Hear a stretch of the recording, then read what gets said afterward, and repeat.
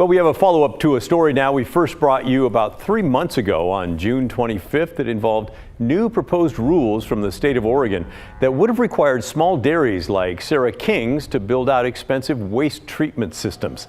Those systems do make sense for massive dairies with hundreds or even thousands of cows, but Sarah has 4 cows on 11 acres in Yamhill County. She told me back then that she worried about the cost of this new rule.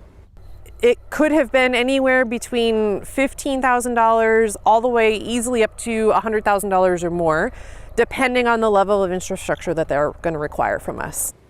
Yeah, so that's a big hit. So she and other small dairy operators with cows or goats sued in federal court with the help of a group called the Institute for Justice.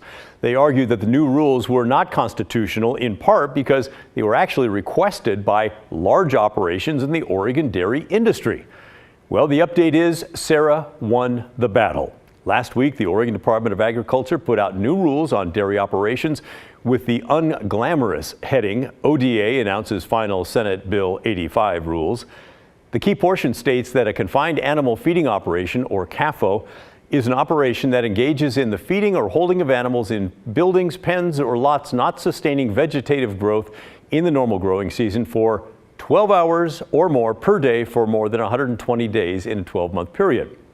It's a lot of details there, but the good news is Sarah and many other small operators do not qualify under that, so they don't have to create those expensive waste treatment systems. I'm both thrilled and determined, really. I think the thing I'm most thrilled about is that we were able to influence and really help shape the focus of the policy work that has come out as part of SB 85 around what was really the intention in the first place, which was environmental protection.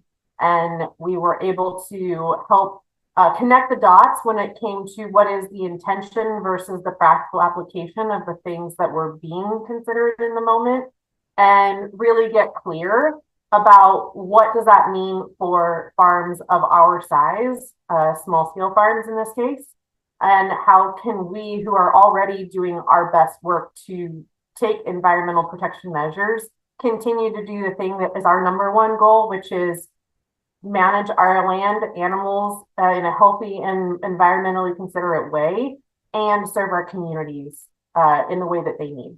So very excited about that. By the way, her lawyer at the Institute for Justice says it's the right outcome for small farms in Oregon.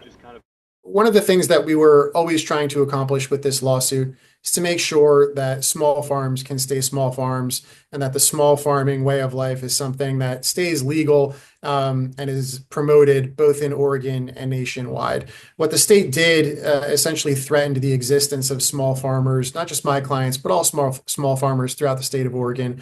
I'm glad that they rethought their rules. It's a shame it took a constitutional lawsuit for them to do it. But at the end of the day, I think what's most important here is that small farmers get to continue to be small farmers, and we're happy that we got the result that we did.